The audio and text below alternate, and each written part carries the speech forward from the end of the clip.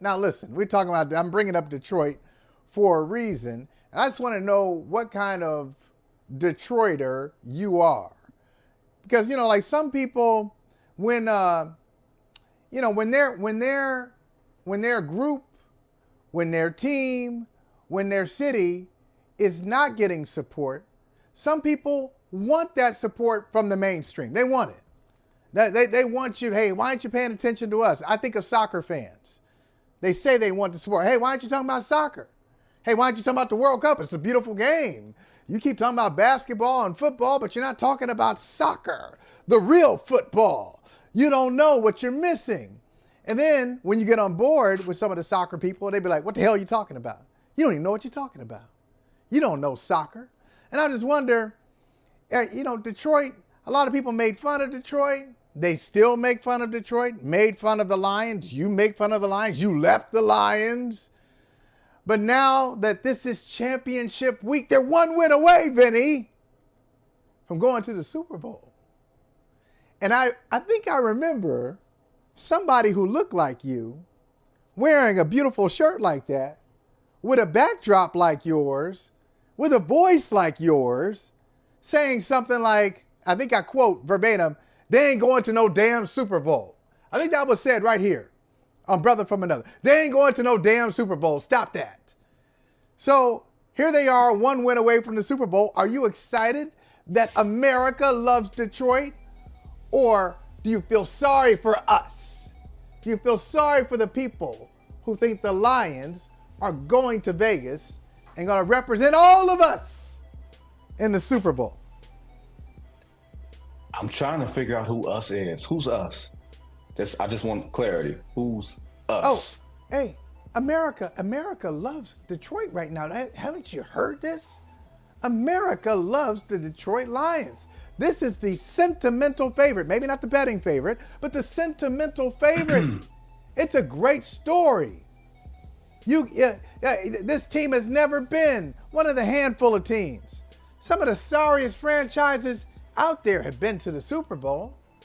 But the Detroit Lions, who've been around longer than you've been alive, longer than I've been alive, longer than Dan Campbell has been alive, have never been. Like, how could you not be excited? They've hosted a Super Bowl. Detroit has hosted 2 Super Bowls. But the Lions have never been to the Super Bowl. Come on, how could you not get excited about this underdog story? Everybody loves an underdog, Vinny. Well, it's funny. You're not because impressed. No, see. Don't back me into a corner. I won't say I'm not impressed. What I will say is, look, it's been an impressive season. It's been an impressive run. There's a saying that we have in Detroit. It's become branded, and you will see a bunch of people with hoodies and T-shirts and stuff like that. It's called Detroit versus everybody.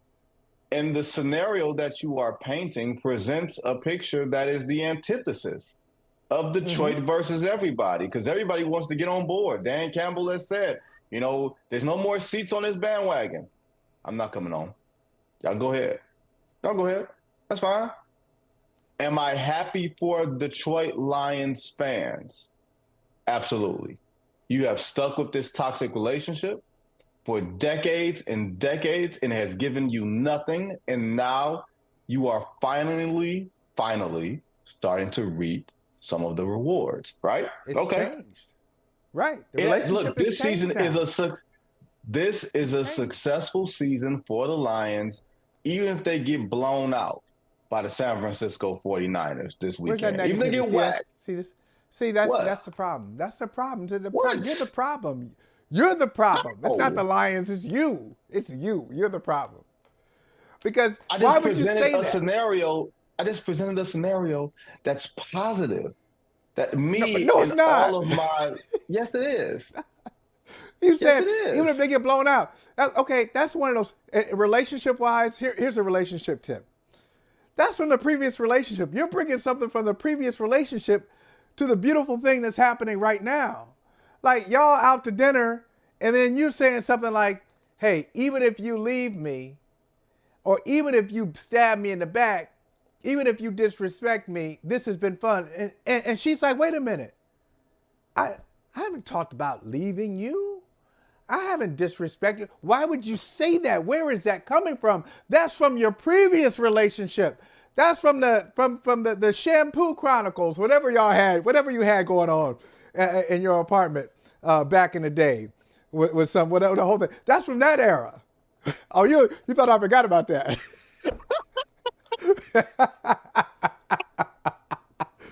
I caught you off guard with that one. You thought I forgot about that? No, I didn't forget. Touche. Yeah. Some good stories. Some good stories, Vinny. But see, this is new. This is new. This has legs. This is a relationship that doesn't have to end with a depressing Detroit winter. This relationship is going to Vegas. Are you wait? Let's stop all this hyperbole. Stop all this hyperbole. Stop all this hyperbole. Stop all this nonsense. Cut the music. Why is it Cut nonsense? the music. Okay. Are you telling me on Al Gore's internet on this here day that come Sunday at 9:30 Eastern time when the game is expected to be over, are you telling me that the Detroit Lions will walk out of Santa Clara, walk out, NFC champions, going to Las Vegas for the Super Bowl? Or are you just saying, oh, let's just celebrate Detroit and everything else? Are you telling me that Detroit is actually going to win the game? It's a new day. No. It's a new day. Okay, that's fine. Yes, I'm telling you, they're going to win the game. I'm telling you, they're going to win the game. I'm telling you, the Lions will win the game. And will they walk out? Not only will they walk out, they will walk out. They will have great posture. They will be smiling. Heads. Keep your head to the sky. I know that's not a Detroit group, but hey, close enough. All right, shout out, Earth, Wind, and Fire. Keep your head to the sky because the Detroit Lions are the better team. They're the better team. Wow. They're going to win the game. And are you saying sometimes better as in unequivocally better? Better as in healthier? Better as in playing at the right time? No. Are you telling me that they're just flat out better roster, man for man, better coaching? I just need to hear that. I just need to hear you say that. Okay. All right. This has happened a few times in NFL history, conference championship games and Super Bowls. It's happened in Super Bowls a few times where in the moment you look at one team that has a better reputation, that's got all the Pro Bowlers, that has all the ink, has all the attention, and you think they are playing a team that doesn't have that, and you think they're much better. But history is kind to that team that is usually ignored and kind of disrespected. History is kind to them because we come back in 5 years and 10 years and say, oh, wait a minute. Oh, they had them? They had them? I'm telling you, Vinny, when you look back, you're going to say they had Laporta, they had Gibbs, they had Sewell and Decker and Ragnow on the offensive line. They had Aiden Hutchinson. You're going to look at these players and say, we didn't know that they were just ascending. They were just ascending at the right time. And we talked so much about San Francisco's talent. They had Amon-Ra St. Brown, who didn't, shockingly didn't make the Pro Bowl. Are you kidding me? We talk about Brandon Ayuk. I'd take St. Brown over Ayuk. Yeah, I said it. I'd take St. Brown over Ayuk. And let me go even further. I'd take him over Debo. Why? Because he's available.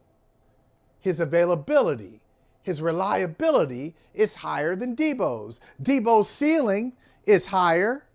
Debo's highlights are better. But if I don't want highlights. I don't want ceiling. It's all, you know this. You know it much better than I do. Detroit, you know what Detroit wants? So you don't have to worry about this. Y'all in LA, you in San Diego, you in Miami, you don't know what I'm talking about, but Vinny knows. Because Vinny grew up in Detroit. I grew up in Akron, Ohio. It's cold, like January, it's cold. You know what you want? You don't want a nice looking car. You want a car that on a cold day in January, you get in that thing, it will start. I need my car to start. I need my heat to be on. I don't need the look. I need substance. Detroit Lions are substance.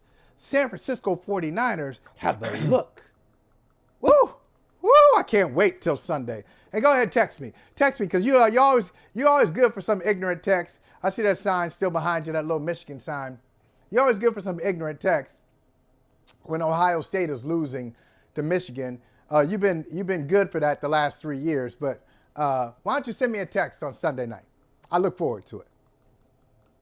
I don't know what you want the text to say. I think you are giving the San Francisco 49ers, I think you're not giving them enough credit. I think you're looking at the names and pretending that this is not a tough football team. Like, the San Francisco 49ers have been a quarterback away from basically being the best team in football the past few years. Oh, is that right? Am I wrong? Wait, am I wrong? What? Wait a minute. Let me just check here, because I thought Brock Purdy was on the Tom Brady track. What happened? I'm sorry, did Brock Purdy play in the playoff game last year that the 49ers also was he hurt? He did. He played. Did he play? Did he really play? He played. Did he really play? Briefly. He played. He got hurt. Yeah. He got hurt. He got hurt in the game, but he played. Y'all see what he does? I'm saying he played in the game and he got hurt. Okay. Hey, he played in the game and then he got hurt. It's like Debo played in the game against the Packers. He played and he got hurt. So that happens in football. You play in the game. It's a very physical sport. Guys are bigger, faster, stronger than they've ever been. And sometimes you get hurt. But I'm telling you, I'm excited. No, because you've been disingenuous long enough. You've been disingenuous long enough. He's talking about big and strong and healthy. Like, we didn't see Frank Ragnow get his leg run up under 2 times last week, saying bigger and stronger and healthier. Like, we didn't see Sam Laporta get hurt and then re-hurt, and they got to put heating packs on his knee while the Lions are on defense. So don't play and act like the Lions don't have big-time holes. They do have injuries. Health. They do, but they just don't whine about it. And if they lose the game, they're not going to whine about it and say, hey, if we had Laporta, if we had Ragnow, we would have won. We're really the best team, as somebody else goes to the Super Bowl. That's why I can't stand the 49ers. You're right. I have a little thing against them, because they just never accept what happens. They never accept what happens. So I look forward to the game. I'm not saying they're chumps, the Niners. Obviously a good team. They're the number 1 seed in the NFC. It's going to take Dan Campbell's best game. It's going to take the Lions' best game to come out of here with the victory. But I do expect them to win this game. It'll be a classic. But I like Detroit. And then what are you going to do, Vinny? Like, what are you going to do? What's your mind is just going to explode, because you can't even reconcile the Detroit Lions as conference champions. The Detroit Lions in the Super Bowl. You don't even know what to do with that. What are you going to do? You haven't thought about it because you don't think it's going to happen. You don't believe. I'm going to go on and live and, pretty much pretend like, like I didn't expect it to happen, because I don't expect it to happen. It is not inconceivable to see the Lions go to the Super Bowl, right? I won't be in Las Vegas for it. I want to be very clear. I quit the Detroit Lions on July 27th, 1999. I quit them. And it was further cemented by the Lions fans who, on that day and subsequent weeks after, they buried Barry Sanders. They blamed him. That was the reason I would never come back to the Lions as a fan. I feel nothing when I watch them play. If I feel anything, I feel happiness for the people who have stuck with them, right? I think, some of those aerial shots, the Sunday Night Football shots, both games have been on NBC. So you get the nice drones and it's flying over downtown and it's showing, Detroit downtown being revitalized, and you get all the Motown music on the bumpers and all that stuff. Really cool. I like right? it. Really, really cool. No problem against Mike Tirico, a guy who, lives in Ann Arbor, which is about an hour away. He's taken up the flag for Detroit and is able to give a lot of context to long-suffering Lions fans. But now that you remove emotion from it, and you got to play football, you're not playing against 50 years of futility. You're not in 144 decibels and all that inside that dome at Ford Field. You're not at anything. You're at Levi Stadium. You're in hostile territory. You're not going against Baker Mayfield. You're going against Brock Purdy. I'm not Levi saying Stadium is set. What about Santa Clara? It's not friendly. It ain't friendly confines. Okay. It ain't friendly confines. I will say that there's one slight parallel. They too bougie. They too bougie to be hostile in Santa. They too bougie. They ain't hostile. Okay, I'm gonna let you know they're something. Condescending. They're condescending. Detroit got bougie too, in case you didn't know. And if Detroit goes to the Super Bowl, y'all will see all of bougie in Las Vegas. And y'all be like, where'd this bougie come from? I didn't know Detroit had this bougie. Yes, there's black bougie in Detroit. Here's where I will give you one compliment about the Lions and one parallel. Okay. I'll give you one parallel. You ready? All right. I'm ready. 1992, the Dallas Cowboys, the upstart Dallas Cowboys, walked into Candlestick Park against the Standard, the San Francisco 49ers. Steve Young, Jerry Rice, John Taylor, all those guys. And you knew that the Cowboys had guys on the come up, Michael Irvin, Emmitt Smith, Troy Aikman. They weren't the household names to that point. They were just a team that was on the move. And they shocked the 49ers. If I remember in that game, the 49ers were favored by, 7-10. Like, it was not expected that Dallas would come in, win that game, win the Super Bowl, win 3 of the next 4 Super Bowls, or as in a whole. So, yeah, I can see there being a symbolic changing of the guard, so to speak. I will give the parallels that. But I will also say you have to be very careful to buy into narrative. You have to be very, very careful to buy into storyline, because Tampa Bay wasn't that good, and they were a drive away from tying that game, right? The Rams have been a mess all year, and if they just got one stop, you get Stafford the ball. Only say one stop. Yeah. If they call that pass interference on 3rd down on that last Rams drive, we're having a completely different discussion. So it's not like the Lions have been dominating. They've been winning playoff games, which you do not have to apologize for, especially when you've won one playoff game before this in the past 60 damn years. But let's not pretend like this team is flawless. Let's not pretend like San Francisco doesn't have strength up the middle as far as their defense. What do the Lions do when they're exploiting your defense? They work up the middle. They work in the tight ends. They work in Laporta. They work in Jahmyr Gibbs. I don't think you're going to be working up the middle against the San Francisco defense. You're going to have to work the outside. You're going to have to make Jared Goff actually beat you. And I'm not saying he's incapable, but I'm saying that is the best route for success for San Francisco. And if Jared Goff beats you, I will applaud him from afar, and San Francisco will have to tip their cap. All right. Okay. It's just really interesting. That's logic, right? That's logic. That's not emotion. That is. It's good logic. Narrative, it's good logic. None of that. No, it's good. None of that. I just, speaking of narrative, and a lot of football is about narrative. I'm being serious here. A lot of it is about narrative, and sometimes it works in my favor. I'll perpetuate a narrative that I know is not, that's not necessarily the whole truth. It's just the truth right now, but, is this sustainable? Sometimes it works in my favor, sometimes it doesn't. I'll just say this, and we'll move on to another topic. You got a lot to get to. Why don't we assume that Brock Purdy, who was drafted in 2022, right, last pick in 2022, just a couple years ago.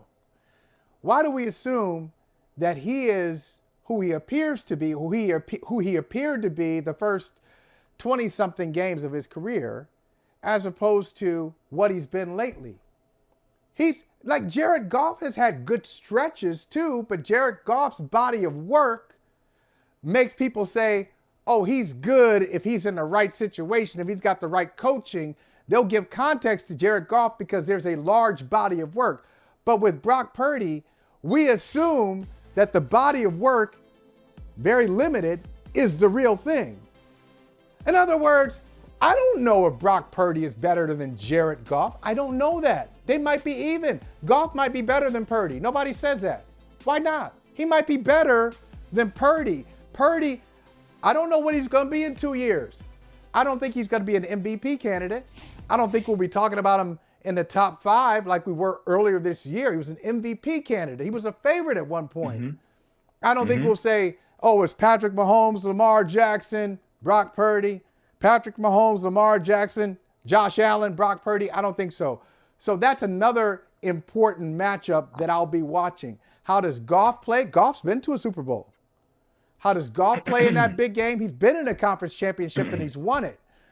Brock Purdy has been in a conference championship game. He got hurt, not his fault. And then he had his storytellers make excuses for him. For a year. Look at you. Look at you. Look at you. Anyway, I'm done with it. I'm done with it. That hate is emanating. I'm done. That like there is literally like you are sitting outside near one of those heated benches and you just see smoke coming from your head. You are an unabashed hater. Hey, thank you for watching Brother from Another. If you haven't hit that subscribe button, go ahead and do that now. Don't forget you can catch us 3 to 4 weekdays on PeacockTV.com and on Sirius XM Channel 85.